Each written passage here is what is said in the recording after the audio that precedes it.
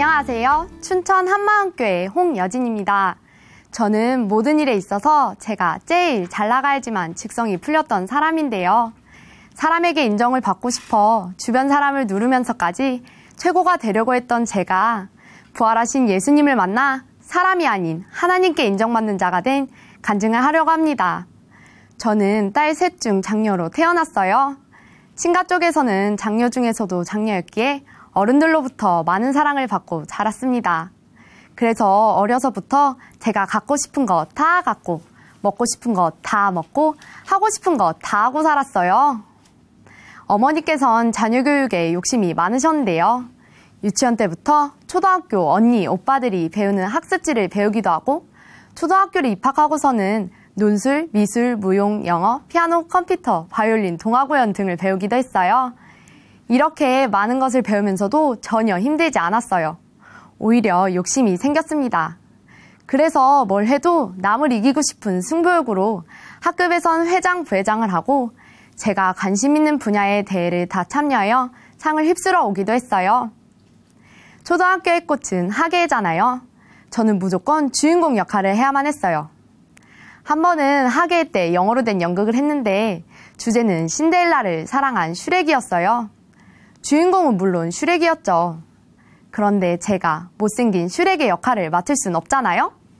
그래서 아름다움의 대명사이자 슈렉이 사랑하는 신데렐라가 딱 제 역할이라 생각했어요. 선생님께서는 누가 신데렐라 역할을 했으면 좋겠니? 하고 물어보셨는데 당연히 나지!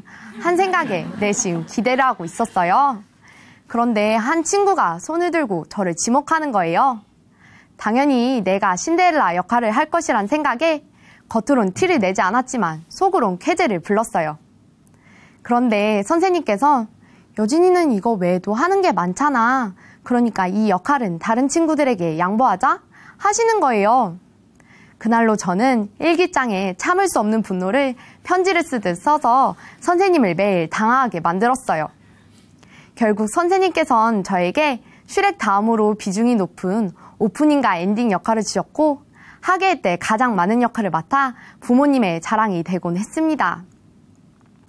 어렸을 때부터 주목받는 것에 익숙했던 저는 저보다 인기가 많거나 인지도가 높은 사람을 보면 참을 수가 없었어요. 반드시 그 자리를 제가 비집고 들어가야만 했습니다.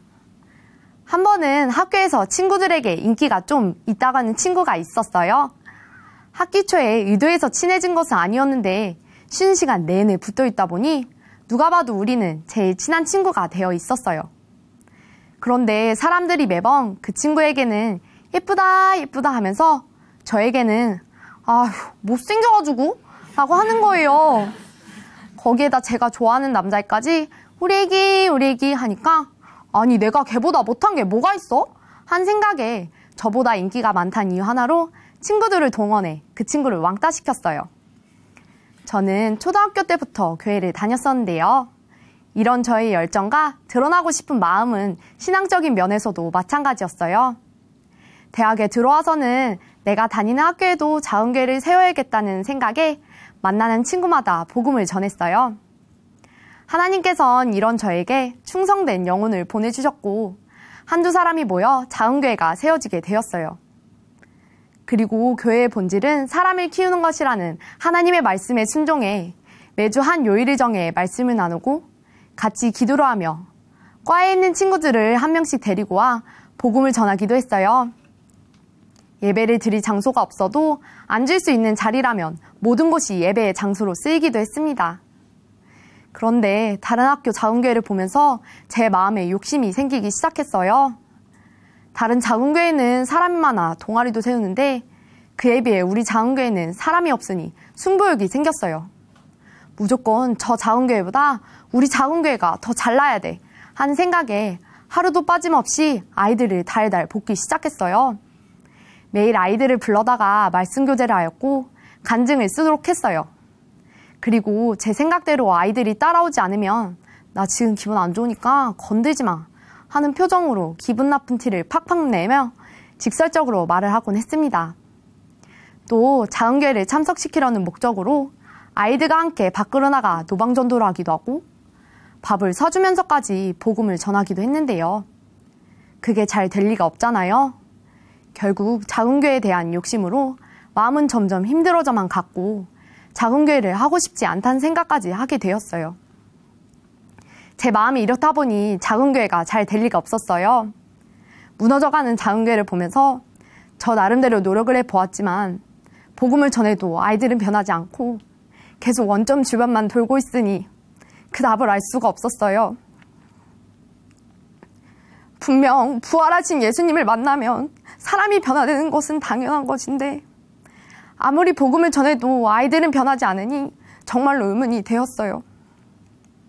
내가 가지고 있는 이 복음이 잘못된 것인지 아니면 이 아이들이 이상한 것인지 여러 고민이 되었습니다. 그런데 선교행신 예배 때 목사님께서 보여주신 한 영상을 통해 그 답을 얻게 되었어요. 그 영상에는 인도네시아 선교사님께서 인터뷰를 하신 내용이었는데요.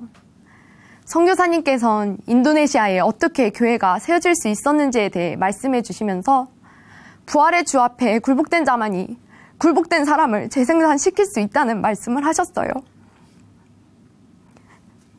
곧 부활하신 예수님을 마음의 주인으로 모신 사람만이 부활의 복음으로 사람을 변화시킬 수 있다는 말씀이었어요. 그 말씀을 듣는 순간 굴복이란 단어가 제 머리를 강타해 버렸어요. 그때부터 고민을 하게 되었습니다. 굴복이란 무엇인지, 나는 정말 하나님 앞에 굴복한 적이 있는지 생각하게 되었어요. 부활의 복음을 전해도 아이들이 변하지 않는 이유가 결국 내가 부활의 주 앞에 굴복되지 않았기 때문이 아닌가 하는 생각이 들었어요. 왜 말씀을 들어도 감격이 없고 내 삶에 변화가 없는 것인지, 왜 기도를 해도 허공을 치는 기도가 되고 복음을 전해도 사람이 변하지 않는 것인지, 결국 내가 부활하신 예수님 앞에 굴복한 적이 없다는 것을 알게 되었어요. 부활을 믿고 있다 생각했고 예수님이 나의 주인이라 생각했어요. 그런데 내 인생 내 멋대로 사는 저의 모습은 부활을 믿는 자의 모습이 아니었어요.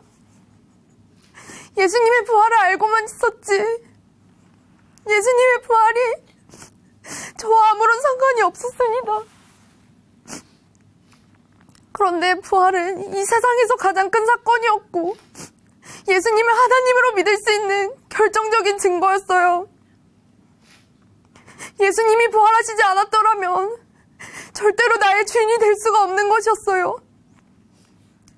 선지자들이 예언해왔던 그 메시아가 예수님이라는 것을 알 수 있는 것도 부활이 아니고서는 절대로 알 수가 없는 것이었어요.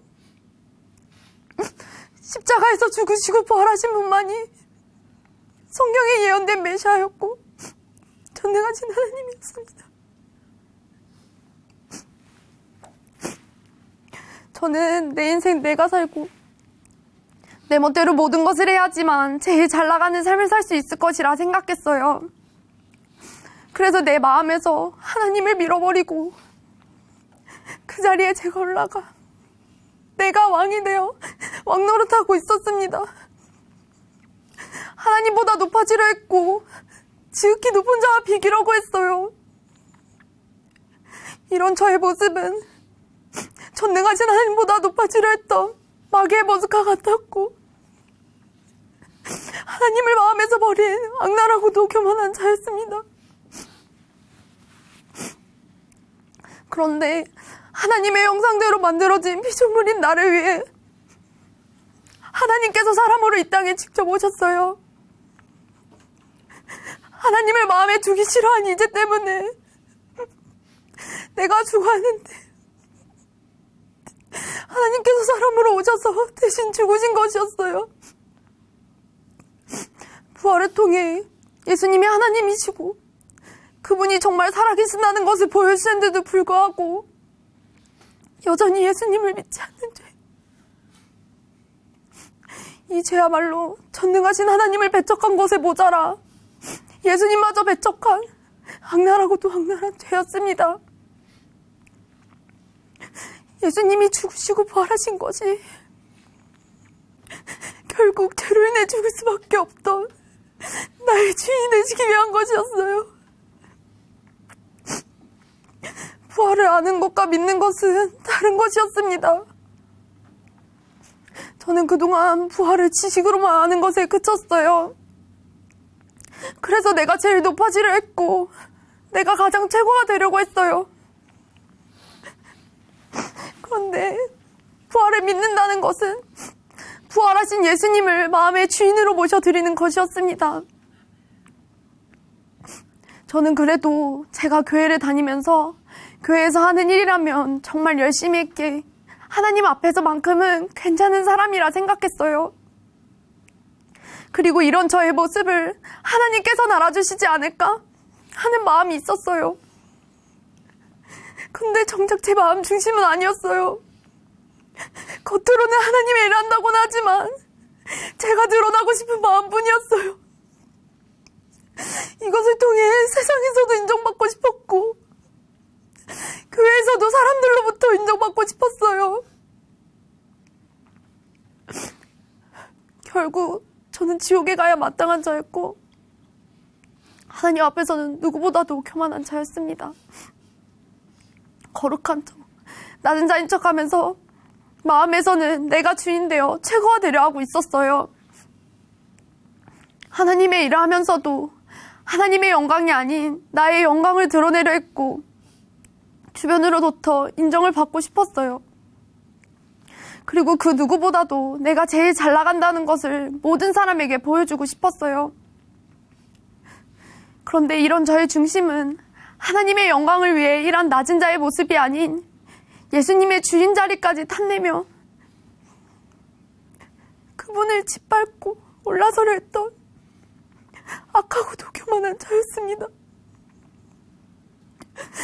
이런 나인데도 불구하고 자신의 생명을 버리면서까지 나를 사랑해주신 그분의 사랑 앞에 저의 모든 것들이 와르르 무너지고 말았습니다. 하나님, 정말 잘못했습니다. 정말 몰랐어요. 내가 하면 다 잘 될 줄 알았어요. 그런데 아니었어요. 내가 잘 나가기 위해 발버둥 쳤던 것이, 내가 최고가 되기 위해 모든 사람을 괴롭혔던 것이 결국 예수님 믿지 않았기 때문이었어요. 이제야 나의 진짜 주인이 누구인지 알게 되었어요. 하나님, 정말 회개합니다. 더 이상 내가 주인 되어 왕노릇하지 않게 예수님만이 내 마음의 주인이 되었어요. 이렇게 저는 하나님 앞에 내가 주인 되어 예수님 믿지 않는 죄를 회개하고 예수님을 마음의 주인으로 모셔드렸습니다. 회개를 하고 나니 그동안 저에게 괴롭힘을 당했던 사람들에게 미안한 마음이 들었어요. 그리고 이 세상에서 진짜 잘 나가는 사람이 어떤 사람인지 알게 되었어요. 저는 세상의 모든 것을 움켜쥐고 주변으로부터 인정을 받는 것이 잘 나가는 것이라 생각했어요. 그런데 창조주 하나님이 보시기에 예수님을 마음의 주인으로 모신 사람이 이 세상에서 진짜 잘 나가는 사람이었습니다.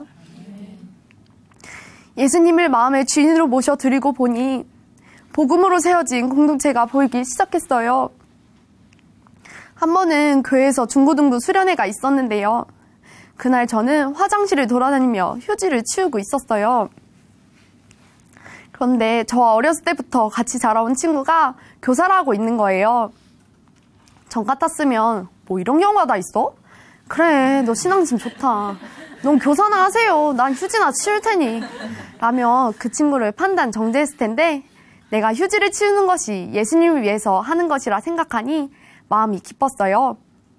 비록 드러나는 자리에 있진 않았지만 보이지 않는 곳에서 최선을 다했습니다. 그때 알게 되었어요. 드러나는 자리든 드러나지 않는 자리든 주를 위해 하는 모든 것이 큰 기쁨을 준다는 것을요. 무엇보다 제가 부활하신 예수님을 만나고 나서 가장 많이 변한 것은 바로 작은 교회였는데요. 전에는 나의 욕심대로 작은 교회를 세워나가려다 보니 저도 힘들고 작은 교회 아이들도 힘들었어요. 그 가운데 떠나는 아이들도 있었고, 복음을 들어도 믿지 못해 힘들었던 아이들도 있었어요. 그런데 이제는 자신 있게 말할 수 있어요. 오직 부활의 복음만이 사람을 변화시킬 수 있다는 것을요.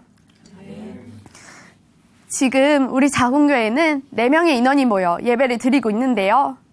그 가운데 예수님을 신념으로 믿었던 친구가 부활의 증인으로 변화되는 놀라운 역사도 있었어요. 교회를 다니니까 당연히 천국에 들어갈 수 있을 것이라 생각했던 그 친구는 이제 알았어. 예수님을 신념으로 믿는 것이 아닌 확실한 증거를 통해 믿는다는 것을. 부활이 그 증거네. 교회를 다닌다고 해서 당연히 천국에 들어가는 것이 아니라 예수님 믿지 않는 죄를 회개하고 예수님을 마음의 주인으로 모셔야 천국에 들어갈 수 있는 것이라 고백했습니다. 또 한 친구는 1년 반 동안 매일 복음을 전했는데도 불구하고 의심이 많아 복음을 듣지 못했어요. 그 친구에게 복음을 전할 때면 역사가 거짓이면 어떻게 하냐며 믿지 못하겠다고 하고, 범죄자들도 예수님 믿고 가는 천국이라면 자신은 그 천국 가고 싶지 않다고 했는데요. 절대 흔들리지 않는 증거인 부활을 붙잡고 하나님이 정말 살아계시고 자신의 진짜 주인이 누구인지 알고 나서 자기 자신이나 범죄자들이나 예수님을 주인으로 믿지 않으면 하나님 앞에서 다 똑같은 죄인이라는 것을 알게 되었어요. 그리고 하나님 앞에 예수님 믿지 않는 죄를 회개하고 예수님을 마음의 주인으로 모셔드렸습니다. 예수님을 주인으로 믿은 그 친구의 변화는 정말 놀라웠어요. 왜 예수님 믿는 사람은 술을 마시면 안 되는지 이해를 하지 못했던 친구가 예수님이 내 마음에 살아계신데 어떻게 자신이 술을 마실 수 있겠냐며 단번에 술을 끊고, 다른 사람에게 종교를 강요하는 것 같다며 전도를 싫어했던 친구가 지금은 가족과 친구들의 영혼 구원을 위해 기도하며 복음을 전하고 있어요. 그리고 매주 일요일마다 1시간이 넘는 거리를 버스를 타고 오가며 함께 예배를 드리면서 주님의 몸된 공동체와 함께 표대를 향해 달려가고 있습니다. 예전에는 인원이 많아지는 것에 초점을 맞추어 내가 세운 작은교회가 이 정도라는 것을 보여주곤 했는데요. 지금은 인원과 상관없이 어떻게 하면 한 영혼 한 영혼을 살릴 수 있을까에 초점을 맞추며 기쁘게 복음을 전하고 있습니다. 그래서 방학 때에도 매주 아이들을 만나 복음을 전하면서 작은교회 아이들을 섬겨주고 있어요. 아직은 많이 부족하지만 우리가 가지고 있는 이 복음이 학교를 살릴 수 있을 것이라는 믿음을 가지고 매일 눈물로 기도하고 있습니다. 우리 목사님께서는 교회 성도들에게 항상 하시는 말씀이 있어요. 부활의 복음을 가진 여러분들이 바로 세계적인 지도자라고요. 그래서 저는 이 세상에서의 인정이 아닌 하나님께 인정을 받는 세계적인 지도자의 꿈을 꾸고 있는데요. 그동안은 사람들에게 보여주고자 하는 욕심 때문에 나보다 잘 나간다 싶으면 그 사람을 누르면서까지 그 자리에 올라서려고 노력했어요. 그런데 예수님이 제 마음의 주인이 되시니 더 이상 내 욕심에 따라 인정을 받으려고 하는 것이 아닌 하나님의 마음을 기쁘시게 하기 위해 영원한 상을 향해 달려가고 있습니다.